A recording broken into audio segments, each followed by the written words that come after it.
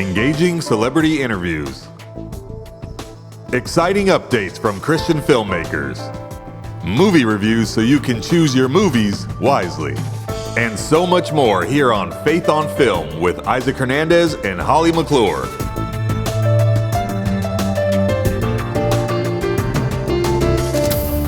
Hello, everybody, and welcome to this episode of Faith on Film. How you doing, Holly? Doing great. Thanks, Isaac. And I'm excited about our guest today.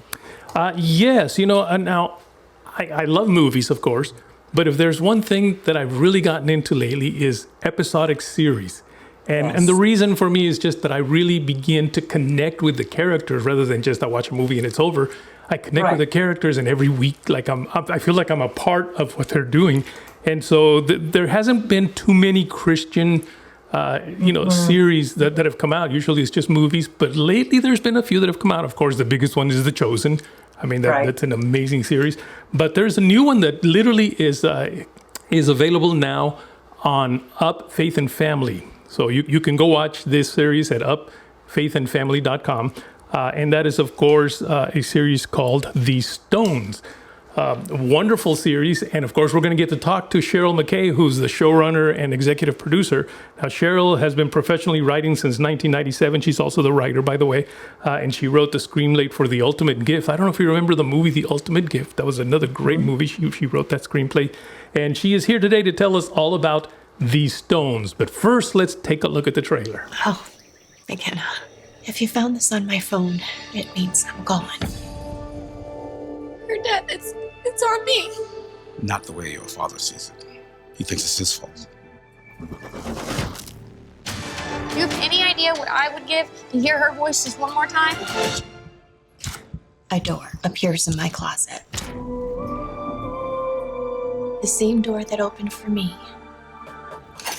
It'll be there for you too. It leads to Central Dispatch.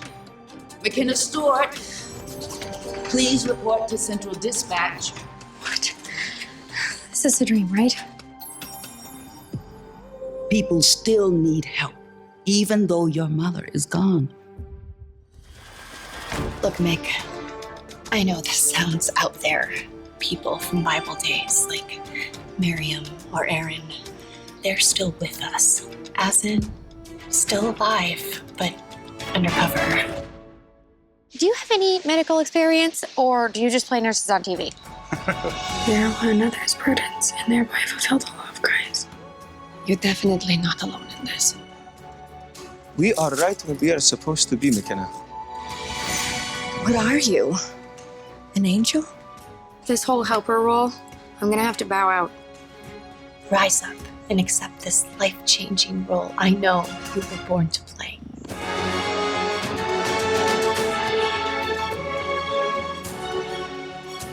Your job is to get the courier assigned to this appointment on the inside. This young woman needs your help desperately. Who are you people, really? If you wanted to grab coffee or something, I want you to feel safe with me. I'm starting to see a little more of your mom in you.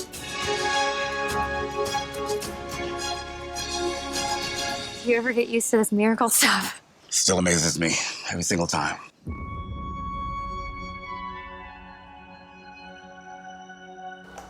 Cheryl, welcome to Faith on Film. Oh, thank you. It's so nice to be here. Welcome. We've all kept in touch over the years through social media and on different projects, but it's so good to have you on talking about your project. So this is great. Yes. So talking about your project, we, of course, just saw the trailer right now. But why don't we start off by you just giving us sort of that overview, that what they call that 10,000-foot view of what the series is all about.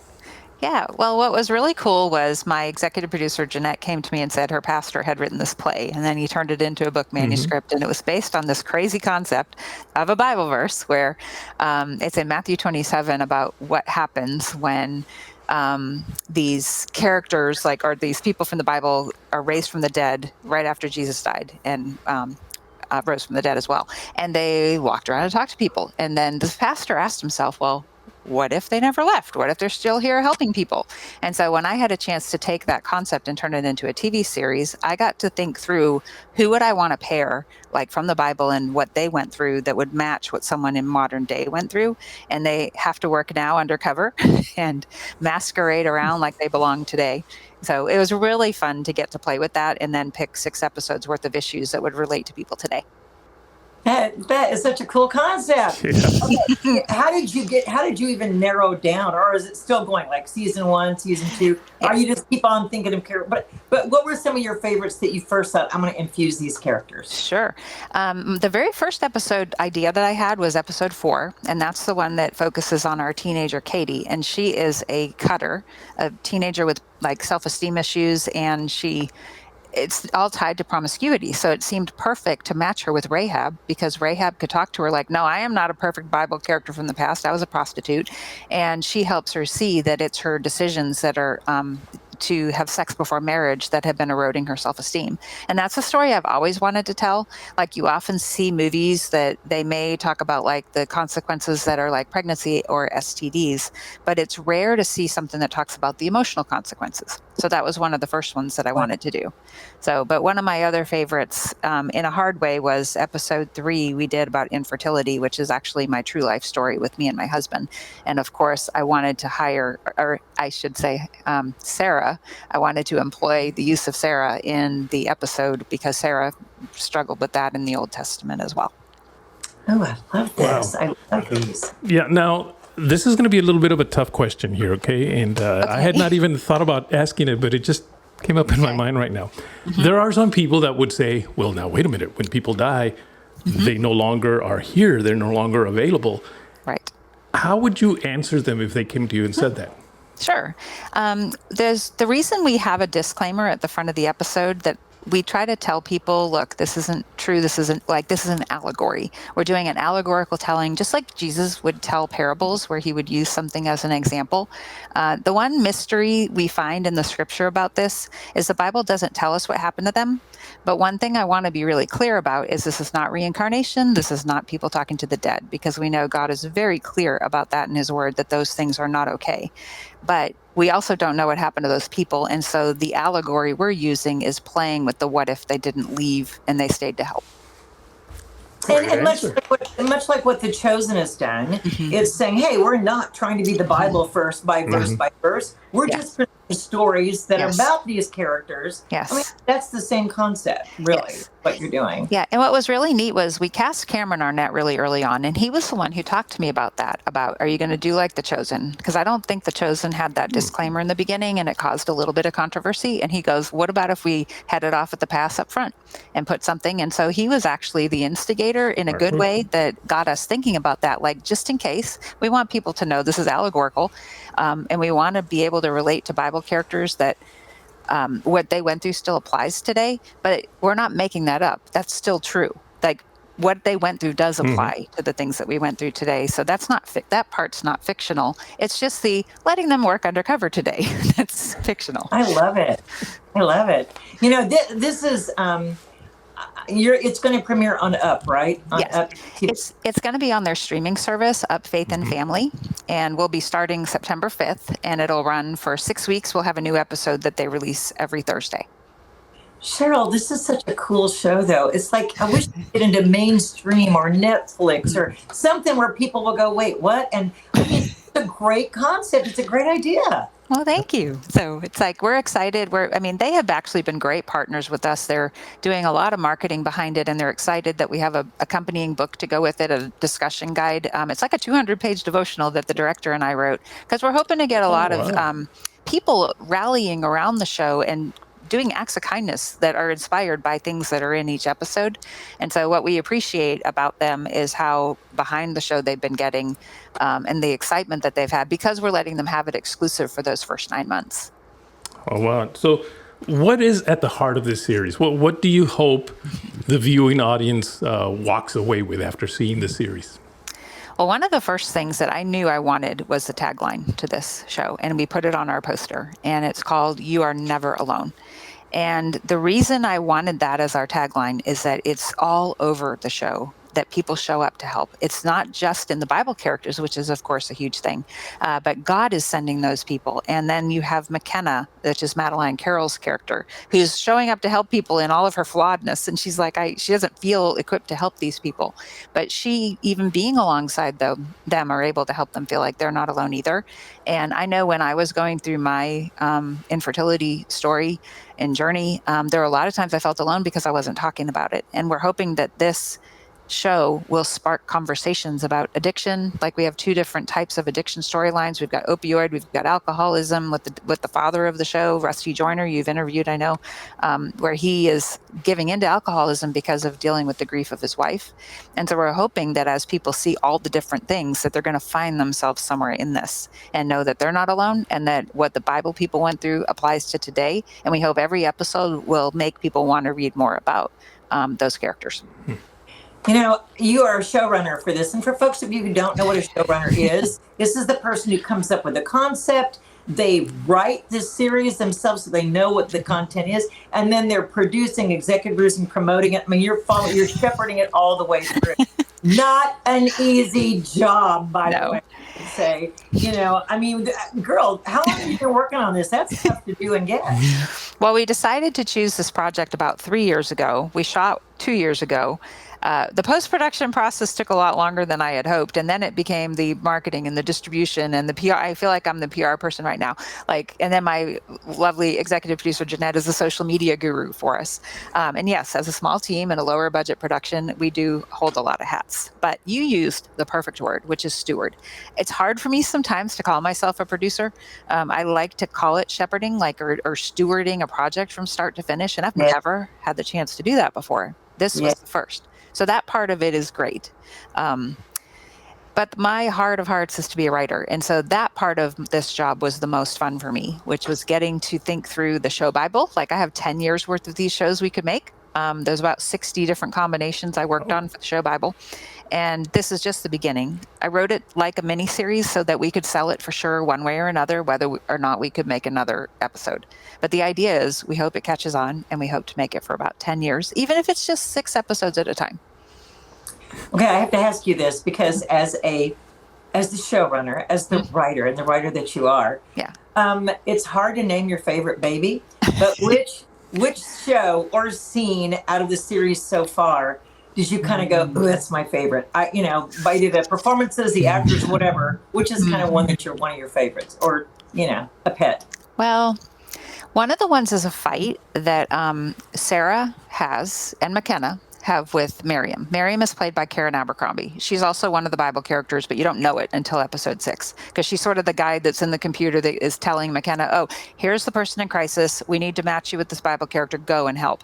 And she gets to show them a peek of what's going on screen of here's a peek into their lives. They get to spy on them. But in that one scene, Sarah, she actually wants to quit because she finds out that she may not be there to give this lady the message that she thought she was here, which is by this time next year, you'll have a baby.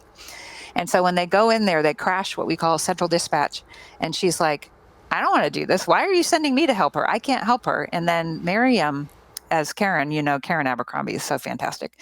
She reprimands her like, who are you to tell God what his message is for somebody? And go out there and do your job. And it's fun, it's got grit, and it's got a lot of truth in it. And my favorite line she has in that scene is about how maybe you're not here to help because of your happy ending. Maybe you're here to help because of your messy middle. Oh, I like that. So it's not just all Christianese, sweet and simple, huh? No, it's not, especially not that one. We don't give pat answers because we don't all get them. And I'm hoping people who don't will appreciate that. But and I think that's smart because you know what I mean? Life isn't clean and simple and neat, and it's not just here's your Bible scripture. Hope that answers the question for you. I mean, sometimes you don't get answers. So I love that you're writing like that. Good for you. Thank you. Now, the show is called These Stones, not These Bible Characters. We've talked about these Bible characters, but we haven't talked about the stones. What is?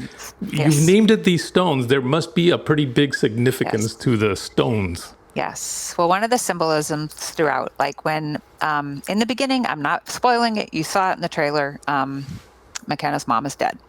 And she had left behind videos to talk, but McKenna finds all these stones that her mom had left behind in a rock garden that have words on them like hope and faith and love and just nice messages to them. And courage is the one that she holds up in the scene. And what happens in the story is that by the time you get to the end of each episode, each person who is just helped by a Bible character some way gets a stone. Usually it's handed to them some way from the Bible character, or it's hidden somewhere for them to find. But McKenna gets a matching stone because in every episode she's also learning the same lesson, but in a different way. And so we have 6 words that we use in the first season, and we'll have a different one every time in the future. The Bible has great symbolism that goes with stones as well. Yeah. Okay, and plus the Jewish culture, for how they lay stones. In Schindler's List, you saw them pay homage by laying a stone on the grave. I mean, exactly. A lot of cultures where that is tradition. Okay, you've used Cameron Arnett, yes. Karen Abercrombie, they're the who's who of Christendom. Are you going to run out when you're just doing 6 and you got to do more? Do they come back as different people or what? Yeah.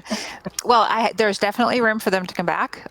With Karen being the assignment giver in the computer, I loved that by our 6th episode, we were able to let her out and do a case. It's actually, I know, Isaac, you've seen the whole series. You know how special that is when she gets to come out and do a case. So I would love if she always came back to give her a case of her own every season.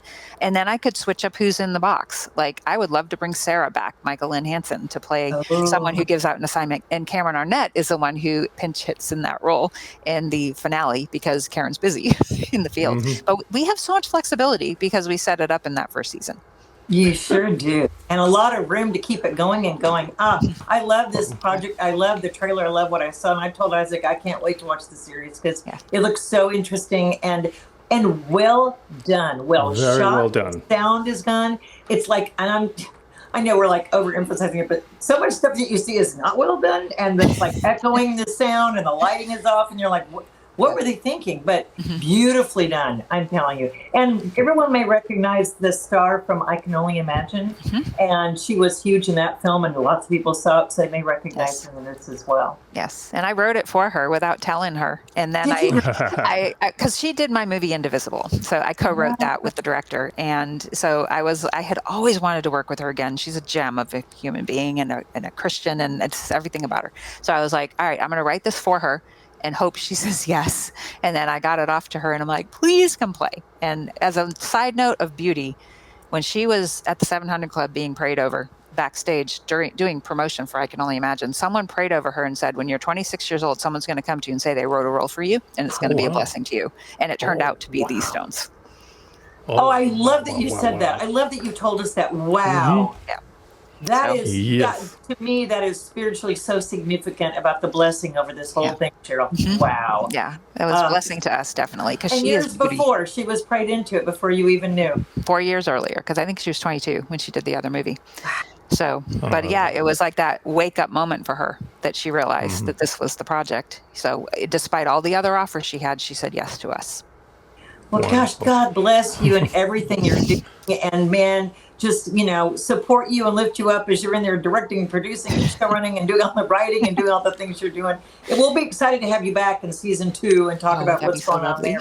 Well, thank you. I really appreciate it. But before we leave, there's one more question that I have that may be a rhetorical question because I think I know the answer already, but I really would love for our viewers to learn this. What's it going to take for you to do the next season and the season after that and the season after that? Well, the usual answer in this world is funding. We hope that after it gets better known, that we'll have some partners come to the table who just want to help us keep this thing going. They'll believe in it. And because you know how hard it is these days to make things, especially at a streaming level. But yet we have SAG actors, so it's not a cheap show to make. So we're hoping that we can find some people who want to partner with us on that and keep it going. And that's part of what I was hoping to hear is that it's going to take for people to watch this series and make it for them to just show the networks, in this case, I guess, Up TV. Look, there's people out there that want to see this kind of programming. And then maybe they'll get involved in some of the funding, right? How can they get in touch with you, Cheryl? How can they contact you? They can find me on Facebook. I have a writer page. We also have a These Stone the series that they can follow for all of our social media updates. Our official company is Stone Impact Media, and we keep all of our social links on that as well. So we would love to hear from people. I especially would love to hear if anyone tries any of the things in our book and goes out and spreads kindness in their communities, like painting words on rocks and handing them out. I would love to hear from people who try those things. Great idea. Well, thank you. Thank you for being with us today. We certainly hope everybody go out there and watch that on Up. It's Up TV streaming, right? Yes. Up Faith and Family. And then this coupon code is STONES30 that they can use, capital letters, and they'll get 30% off their first month. All right. Guys. Thank you so much for having me. Thanks, Cheryl. God bless. Hi, I'm Cheryl McKay, the screenwriter of These Stones, and I hope you'll catch our show on Up Faith and Family. And thank you for watching Faith on Film. You know, Isaac, I agree with you that this is such a quality series, and it's got great, exciting characters and something very different. This is unusual. And first of all, I mentioned it in the interview, but I mean, again, you guys, to be a showrunner, that means you thought of the idea, you wrote it, it's your concept, you took it, you pitched it, and they picked it up. It's a pretty big deal. Not a lot of people get to do what they come up and write with. So I'm so impressed with Cheryl and what she's done. Funny thing is, a year ago, she was at Content, which is an event that takes place at Capernaum, for those of you who don't know. And a lot of writers, directors, people, storytellers come to this conference, and they have several days of things, and they pitch their shows or their ideas. And Isaac and I happened to be on one of those where they could pitch it for our show, Faith on Film. And I remember her, and she said, you know, this is concept. I said, it looks great. She had, you know, an amazing presentation. I said, when you get it done, we will put you on our show and feature it. And lo and behold, a year later, she did it. She went out and did it. She got it done. It is amazing. And we are proud that we had a chance to interview her and display it. And I hope people go watch it. Like you said, Isaac, it's on Up the Family? Up Faith and Family. Which is the on-demand portion of Up TV. Okay, there you go. Okay, folks, you've got to go see it. Now, another movie that's been out and made a lot of hoopla over Labor Day weekend was the movie REAGAN, which we know Mark Joseph's a friend of ours. He has been for over 3 decades, really, talking about this movie. He has wanted to do it for, 20 years, 15, 20 years. And this is a love project because he finally got it done. It was filmed actually several years ago, but with getting it out and producing it. And he had a tough time at the box office because you're up against, you know, the Marvel and the big films and the love stories and all that. But it came in 4th and almost 3rd. And what the critics, bashed it, 18% critics didn't like it. But that just goes to show you, critics don't know what they're talking about, except for me. Critics don't know what they're talking about because the patriots love this movie. Christians love this movie. People like you and I who remember Reagan in that era love being reminded of the patriotism. And we went through hard times. Everything wasn't easy. And it's such a great movie for younger people, isn't it? You loved it too, right? I sure did. Yeah. I loved the concept of having the story, having all the events that Reagan was a part of, iconic events that we all remember, but having them been told by a Russian spy that was assigned to spy on him, basically.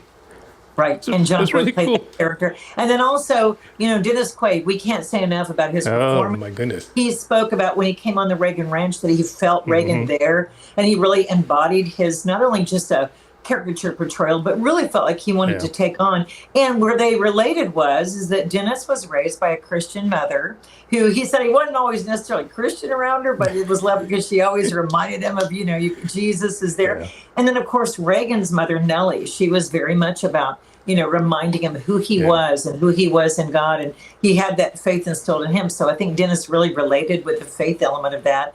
And it shows. It shows in this movie. Great performances. It's beautifully told. A lot of poignant scenes, especially the scene in the hospital after the assassination with Tip O'Neill coming in and, the Democrat, the Republic thing. But, have they shared a prayer together? Yeah. So I think it's going to surprise a lot of people. It'll remind a lot of people, I think, of what we went through. There was, there was riots on campuses that Reagan had to deal with. There was the Russia problem that Reagan had to deal with. It's a lot of similarities to today. Yeah, there is, isn't there? A lot. Yeah. And I love that. I think the movie, I really believe that just the longevity in theaters, more and more people are going to want to go see it when it calms down from this weekend. But I also think it's going to do great on streaming. And I just really am proud of the work that Mark did and his team, and excited for them to see this finally come into fruition and do so well. And again, what do the critics in left Hollywood know? They're woke. We don't care what they think. The Patriots are going to support this movie, Reagan. Go see it. That's right. And we've seen the trailer before. We've shown it on the show. But let's take a look at it one more time. I will be frank with you that as a citizen, I would not like to see any political party outlawed on the basis of its ideology, because I still believe, Mr. Chairman, that democracy can handle it. I was a brand new KGB officer, given my first intelligence assignment. A certain actor and union leader. Dutch, there's a purpose for your life. You can run from a bully for so long, but after a while, you're gonna have to stand up to him. It's my boy! There's about to be another war right here in Hollywood. The commies on one side, the mob on the other. And you're right in the middle, son. If you put as much work into your career as you do making your speeches, you'd have an Oscar by now. Hello, I'm Nancy Davis. Hello, Nancy Davis. I'm Ron Reagan. I'm curious, Ron. What would you say is the issue of our time? No question about it. Communism and the Soviet Union. Get in the game. Run for office. It's you. I'm running for governor, and I would like your vote. I forgot your name. Do his initials help, or R? Honey, Roy Rogers is here. And he's running for governor. Ronnie, remember when we met? You told me that you wanted to make a difference in this world. You know what you have to do. Governor Reagan again, typically, is against such a proposal. There you go again. But he was not afraid to take us on. There's nothing a retired governor can do about the Soviets, but a president. Now he can do a thing or two. Welcome to your life. I was a lifeguard on a river. There's no turning back. And I learned how to read the currents. Not just the ones on the surface, but also the ones deep underneath the water. I am about to start the biggest war of this century, and I'm not going to fire a single shot. You're gonna blow up 8 years of diplomacy. Well, if you think that got their undies in a wad, you just wait. What did the president know, and when did he know it? What would you have me do? I want you to fight!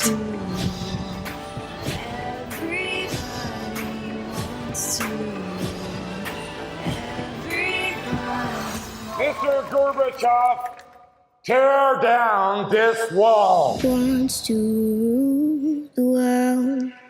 Well, there you have it. As you can see, it's a wonderful movie. Make sure and get out there and watch it. Absolutely. Go support Reagan, you guys. It's an amazing film. And take friends, take neighbors. Yep. It's not Christianese. It's just a good film about a good man and good president. And we're proud of the team who did it. So, yeah, go see Reagan. That's right. Well, Holly, that takes us to the end of today's show. Great show, as always. Thanks. God bless, everyone. Bye-bye now. Write to us at faithonfilmtv@gmail.com. That's faithonfilmtv@gmail.com. Follow us on Facebook, Instagram, and Twitter at Faith on Film TV. Also, go to our YouTube channel, Faith on Film TV, and hit the subscribe button and the bell for notifications on our latest Faith on Film shows.